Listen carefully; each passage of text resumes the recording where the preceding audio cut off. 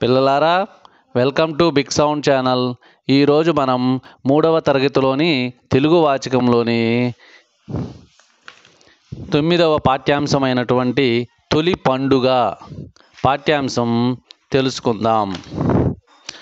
పాఠ్యాంశంలోకి వెళ్ళినట్లయితే, మాధవరం చాలా అందమైన గ్రామం.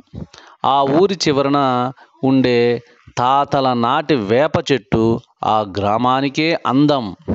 అంతేకాదు, అది పిల్లలకు ఆట స్థలం, పెద్దలకు రచ్చబండ కూడాను. సెలవు రోజుల్లో పిల్లలంతా అక్కడ ఆడి పాడి ఆనందంగా గడిపేస్తారు. తెచ్చుకున్న పదార్థాలు అందరూ కలిసి పంచుకొని ఇష్టంగా తింటారు. రవి అంటే పిల్లలందరికీ చాలా ఇష్టం. రవి చాలా బాగా పాటలు పాడుతాడు.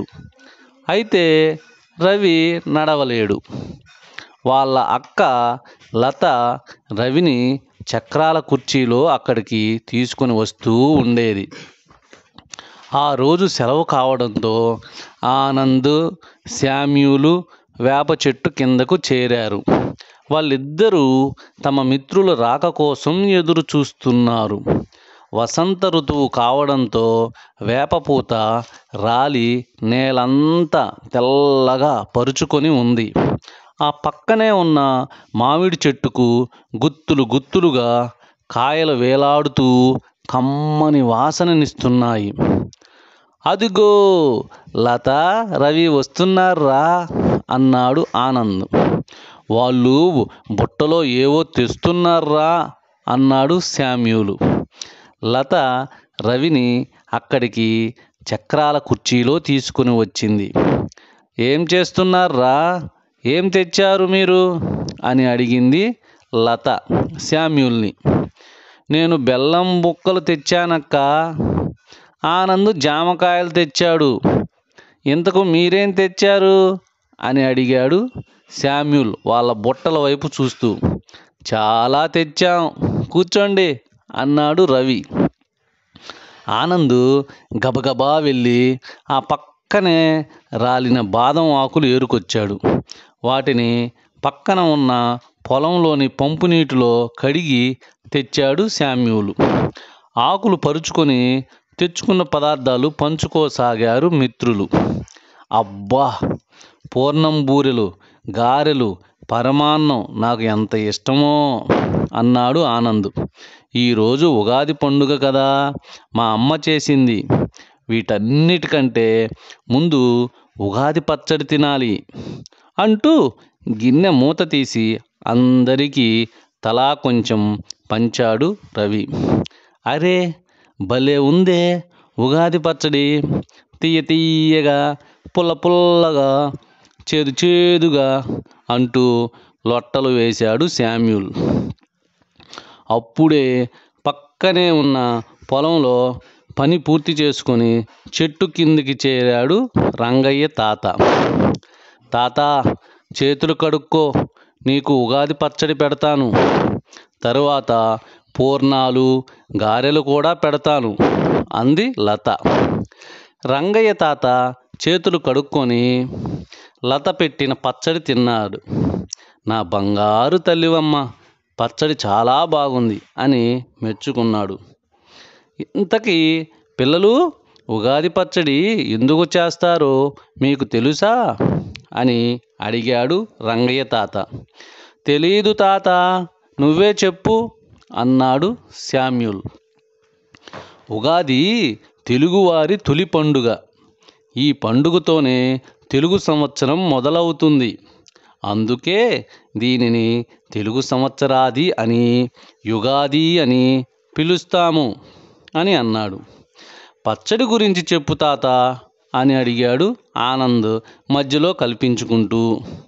నీకెప్పుడు తిండిగోలే, తాతని చెప్పని, మధ్యలో అడ్డుపడకు అని కోప్పడింది లత.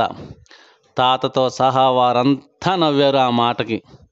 చెబుతున్నా, వేపపూత, లేత మామిడి ముక్కలు, కొత్త చింతపండు, కొత్త బెల్లం, ఉప్పు, కారాలను కలిపి ఉగాది పచ్చడి చేస్తారు. పిల్లలు, దానిలో చేదు, వగరు, పులుపు, తీపి, ఉప్పు, కారం ఇలా 6 రుచులు ఉంటాయి. ఈ పచ్చడినే దేవుడికి నైవేద్యంగా పెడతారు. ఈ పచ్చడిలో వివిధ రుచులు ఉన్నట్లే మన జీవితంలో కూడా బాధలు, కష్టాలు, సుఖాలు, సంతోషాలు కలగలిసి ఉంటాయని, వాటన్నింటినీ మనం సమానంగా తీసుకోవాలని దీని భావం అని ముగించాడు రంగయ్య తాత. అవును తాత, వీటిని షడ్రుచులు అంటారని మా టీచర్ చెప్పారు అని గుర్తు చేశాడు ఆనంద్. సరే నాయనా, కాసేపు ఆడుకొని ఇంటికి వెళ్ళండి.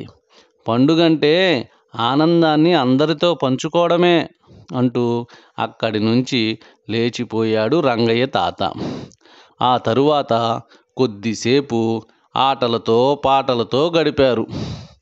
రవి చక్కని పాటలు పాడి అందరినీ సంతోషపరిచాడు. పిల్లలందరూ అక్కడి నుండి బయలుదేరారు. ఇంటికి వెళ్ళే దారిలో రామాలయం దగ్గర షామియానా వేసి తోరణాలు కడుతున్నారు. అదేమిటో చూద్దామని అక్కడికి వెళ్ళారు పిల్లలు. లైటింగ్ దండలు కట్టే కరీముల్లాని చూసి, కరీం మామ, ఎందుకు ఇవన్నీ కడుతున్నారు అని అడిగాడు శామ్యూల్. ఈరోజు ఉగాది కదా, పంతులు గారు పంచాంగం చెబుతారు. అంటే కొత్త సంవత్సరంలో వాతావరణ వివరాలు, దేశ విదేశాల్లో జరిగే విశేషాలను ముందుగానే చెబుతారన్నమాట అని వివరించాడు కరీముల్లా. ఓ, అలా అయితే మేము ఇక్కడే ఉండి వినేసి వెళ్తాము అని కుర్చీల్లో కూర్చున్నారు పిల్లలు. ప్రియమైన విద్యార్థులారా, 9వ పాఠ్యాంశమైనటువంటి తొలి పండుగ గురించి తెలుసుకున్నారు కదా. ఇటువంటి పాఠ్యాంశాలు నేరుగా మీ మొబైల్లోకి రావాలంటే please subscribe and like our channel Big Sound. Thank you children.